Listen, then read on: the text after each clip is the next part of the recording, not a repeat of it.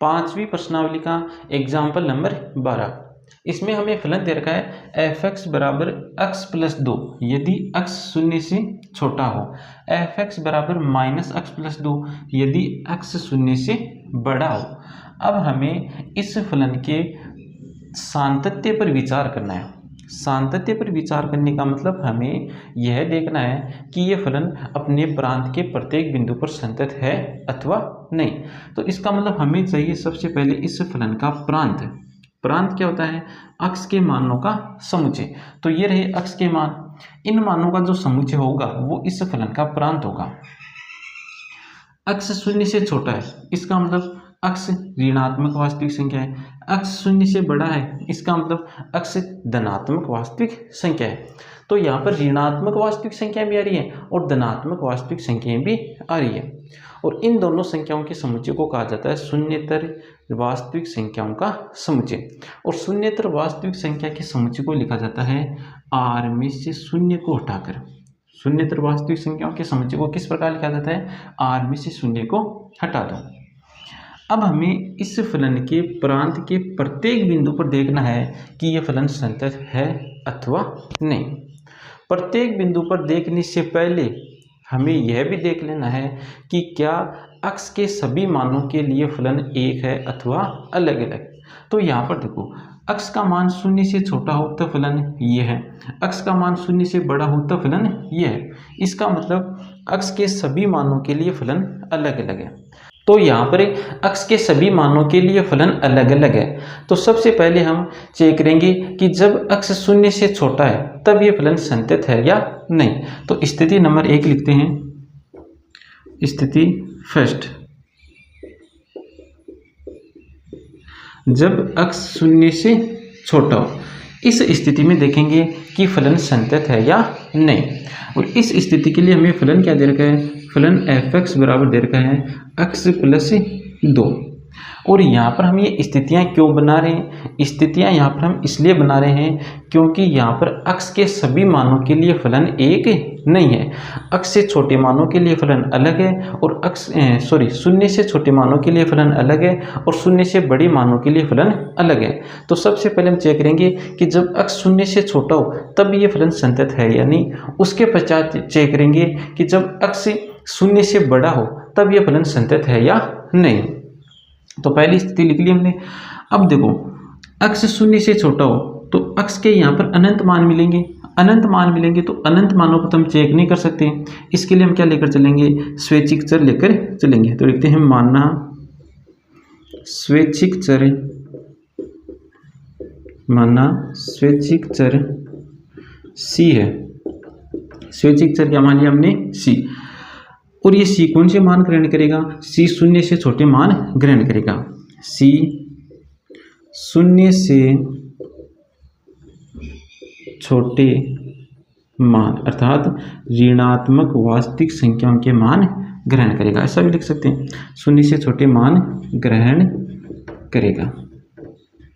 अब देखेंगे कि इस सी पर संतत है या नहीं। तो अक्ष बराबर सी पर, अक्ष बराबर सी पर सबसे पहले हम चेक करेंगे L H L, left hand limit. तो लिखेंगे limit x tending to C minus F X बराबर limit x tending to C minus. अब एफ एक्स का मान क्या होगा तो वो यहाँ पर समझते। देखो, अक्ष के मानों की संख्या रेखा बना लो और अक्ष के कौन से मान पर फलन टूट रहा है? शून्य पर टूट रहा है और यहाँ पर शून्य को शामिल नहीं कर रहा है, तो यहाँ पर हम बना देते हैं वृत्त।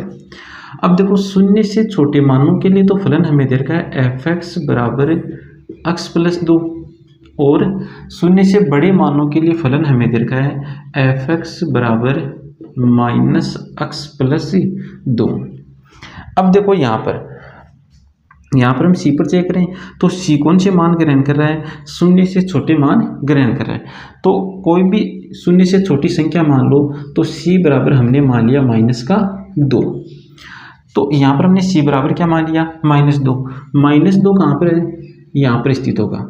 माइनस 2 से जरा सी छोटी संख्या को लिखेंगे माइनस 2 माइनस के द्वारा, और माइनस 2 से जरा सी बड़ी संख्या को लिखेंगे माइनस 2 प्लस के द्वारा।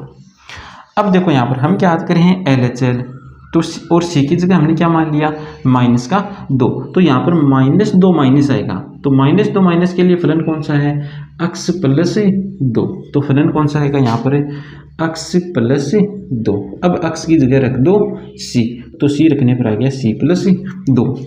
यहाँ पर कौन सा फलन आएगा यह ज्ञात करने के लिए हमें इस प्रकार के उदाहरणों की सहायता लेनी ही होगी।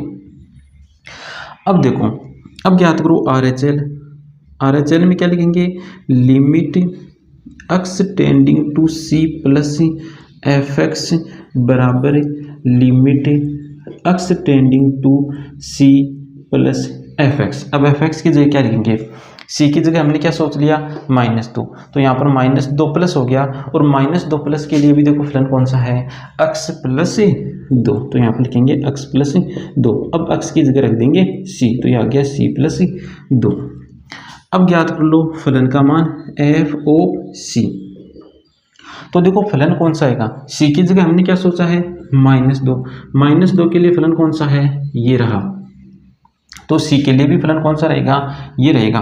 अब c पर हमें इस फलन का मान ज्ञात करना है, तो x की जगह रख देंगे हम c, तो c पर फलन का मान आ गया c प्लस 2। तो यहाँ पर LHL RHL और फलन का मान तीनों बराबर है, तो लिखेंगे LHL बराबर RHL बराबर फलन का मान, तीनों बराबर है, इसका मतलब x बराबर c पर फलन संतत है, x बराबर c पर फलन संतत है। c पर संतत है तो c जो मान ग्रहण करेगा उन पर भी संतत होगा, और c कौन से मान ग्रहण कर रहा है, 0 से छोटे मान ग्रहण कर रहा है, अर्थात ऋणात्मक वास्तविक संख्याएं ग्रहण कर रहा है। तो लिखेंगे अतः ऋणात्मक वास्तविक संख्याओं पर ऋणात्मक वास्तविक संख्याओं पर ऋणात्मक वास्तविक संख्याओं पर फलन संतत है, ऋणात्मक वास्तविक संख्याओं पर फलन संतत है।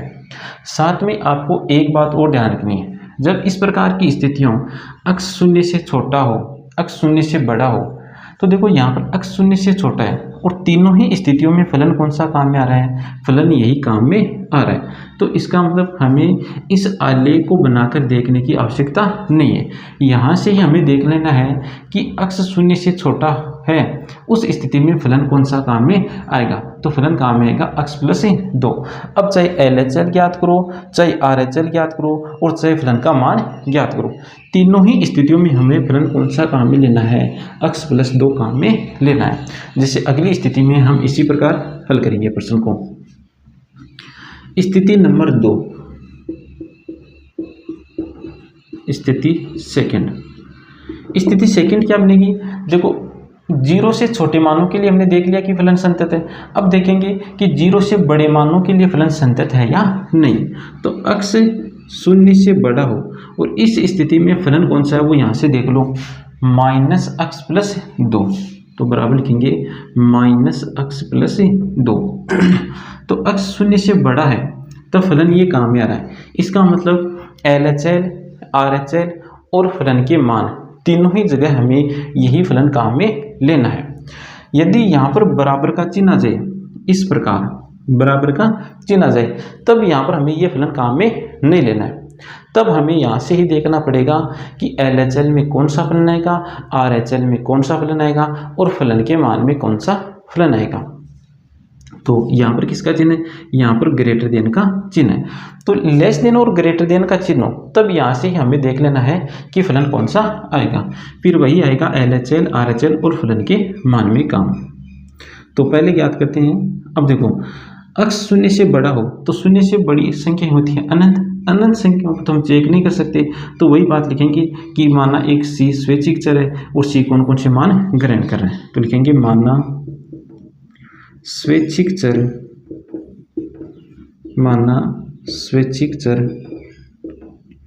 c है और c कौन से मान ग्रहण कर रहे हैं, 0 से बड़े अर्थात धनात्मक वास्तविक संख्या, c धनात्मक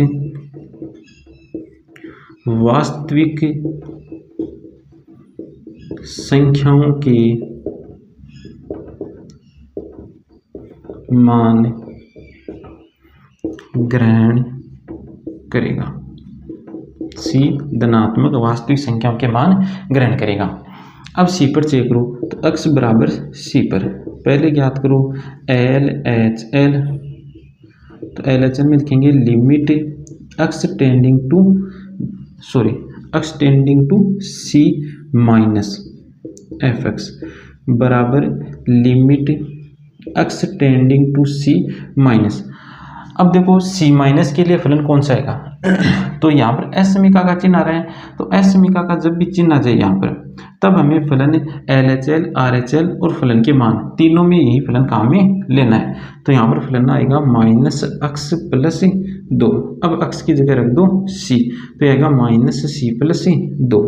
अब ज्ञात करो R H L limit X tending to C plus F X बराबर limit X tending to C plus के लिए भी फलन कौन सा आएगा माइनस एक्स प्लस 2। अब एक्स की जगह रख दो सी, तो माइनस सी प्लस 2। अब ज्ञात करो फलन का मान, तो फलन के मान में भी फलन कौन सा काम आएगा यही काम आएगा, एक्स की जगह रख दो सी, तो आएगा माइनस सी प्लस 2। तो देखो L H L R H L और फलन का मान तीनों समान है, इसका मतलब x बराबर सी पर फलन है संतत है। x बराबर सी पर संतत होने का मतलब धनात्मक वास्तविक संख्याओं पर फलन संतत है। धनात्मक वास्तविक संख्याओं पर फलन संतत है। तो शून्य से छोटे मानों में भी फलन संतत है और शून्य से बड़े मानों में भी फलन संतत है। अब देखो यहाँ पर हम जो पिछले 2-3 प्रश्नों में एक तीसरी स्थिति और बना रहे थे, जीरो वाली बराबर वाली स्थिति, तो क्या वो स्थिति यहाँ पर बनेगी? तो वो स्थिति यहाँ पर नहीं बनेगी। क्यों नहीं बनेगी? क्योंकि x बराबर 0 के लिए यहाँ पर फलन हमें नहीं दे रखा है, इस कारण वह स्थिति यहाँ पर नहीं बनेगी। तो शून्य से बड़े मानों में भी संतत, शून्य से छोटे मानों में भी संतत, तो प्रांत के सभी मानों में संतत है ये फलन। इसका मतलब अब इस फलन को क्या कहेंगे? इस फलन को कहेंगे संतत फलन। तो यहाँ पर लिख देते हैं अतः फलन f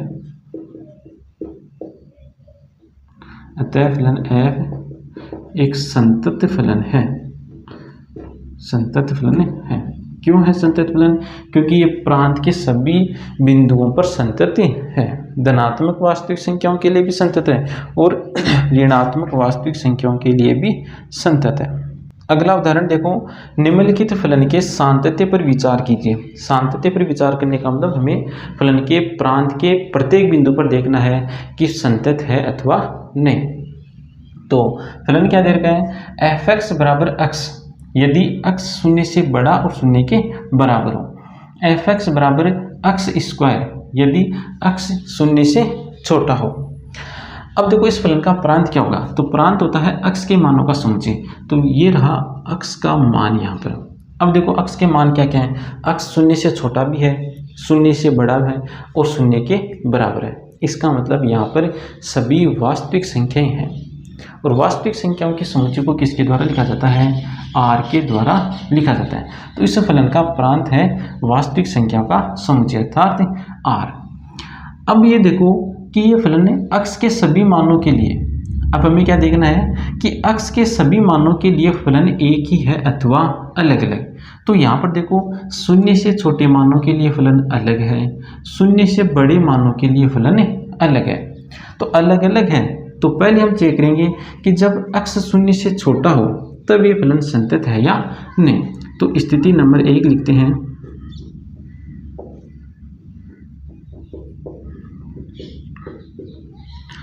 स्थिति नंबर 1, जब x शून्य से छोटा हो और इस स्थिति में फलन हमें क्या दे रखा है? फलन दे रखा है एफ एक्स बराबर एक्स स्क्वायर। अब देखो x शून्य से छोटा है तो x के तो अनंत मान होंगे, तो अनंत मानों पर तो हम चेक नहीं कर सकते कि ये फलन संतत है अथवा नहीं। इसके लिए हमें क्या करना है? वही स्वैच्छिक चर लेकर चलना है। तो लिखेंगे माना स्वैच्छिक चर माना स्वैच्छिक चर c है, c कौन कौन से मान ग्रहण करेगा? c शून्य से छोटे अर्थात ऋणात्मक वास्तविक संख्याओं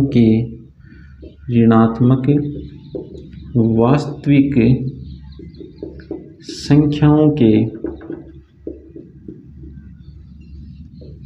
मान ग्रहण करेगा।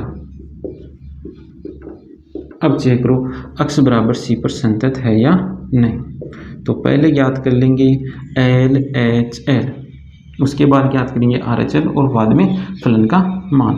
तो limit X tending to C minus F X बराबर limit X tending to C minus. अब देखो सी माइनस के लिए फलन कौन सा होगा?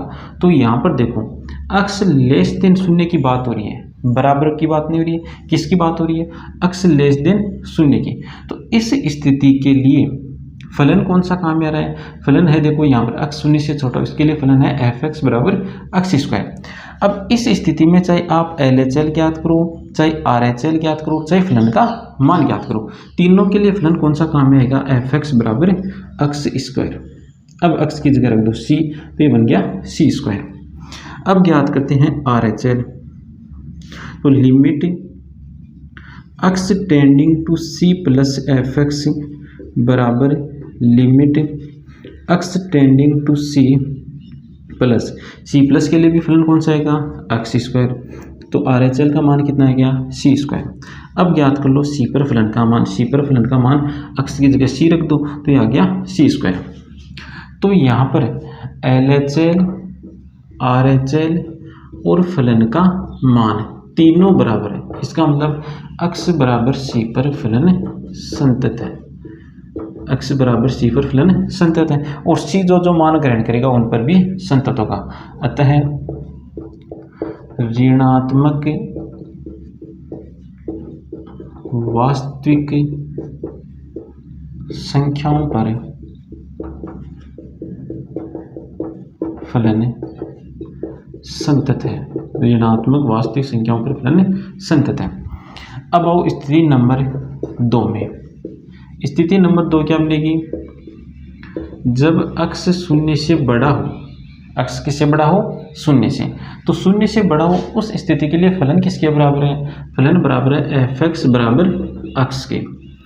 अब देखो शून्य से बड़े मान होंगे अनंत, तो अनंत मानों पर चेक करने का तरीका स्वैच्छिक चर लेकर चलना है। मानना स्वैच्छिक चर सी है। सी कौन से मान ग्रहण करेगा? शून्य से बड़े, अर्थात सी धनात्मक वास्तविक संख्याओं के मान ग्रहण करेगा। अब चेक करो एक्स बराबर सी पर L H L limit X tending to C minus F X बराबर limit X tending to C minus. अब सी माइनस के लिए फलन कौन सा होगा? तो यहाँ पर देखो बराबर का चिन्ह आ रहा है, असमीका का चिन्ह आ रहा है। तो इस चिन्ह के लिए हमें क्या करना है? फलन देख लेना है कौन सा आ रहा है? एफ एक्स बराबर एक्स। अब चाहे इस स्थिति में एल एच एल ज्ञात करो, चाहे आर एच एल ज्ञात करो और चाहे फलन का मान ज्ञात करो, तीनों के लिए फलन काम में आएगा एफ एक्स बराबर एक्स। तो यहाँ पर लिख देते हैं एक्स, एक्स की जगह रख दो सी। अब ज्ञात कर लो R H L limit X tending to C plus F X बराबर limit X tending to C plus. फलन कौन सा काम आएगा? एफ एक्स बराबर एक्स। अब एक्स की जगह रख दो सी। अब ज्ञात कर लो सी पर फलन का मान, तो वह भी कितना आ जाएगा? सी। तो L H L, are H L और फलन का मान तीनों बराबर है। एल एच एल बराबर आर एच एल बराबर फलन का मान, तीनों बराबर है। इसका मतलब एक्स बराबर सी पर फलन संतत है। एक्स बराबर सी पर फलन संतत है और सी जो मान ग्रहण करेगा उन मानों पर भी फलन संतत होगा। तो सी कौन से मान ग्रहण कर रहा है? धनात्मक वास्तविक संख्याओं के मान ग्रहण कर रहा है।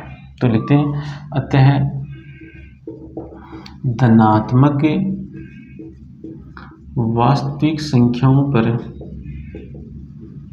यहाँ पर लिखेंगे धनात्मक वास्तविक संख्याओं पर फलन संतत है। अब आओ स्थिति नंबर 3 में। स्थिति नंबर 3 को हमने, स्थिति नंबर 3 क्या बनेगी, x बराबर 0। अब इस स्थिति को हमने इस स्थिति के साथ नहीं किया। क्यों नहीं किया? इसलिए नहीं किया कि जब हम इस स्थिति में LHL और RHL ज्ञात करेंगे तो LHL के लिए अलग फलन काम आएगा और RHL के लिए अलग फलन काम आएगा।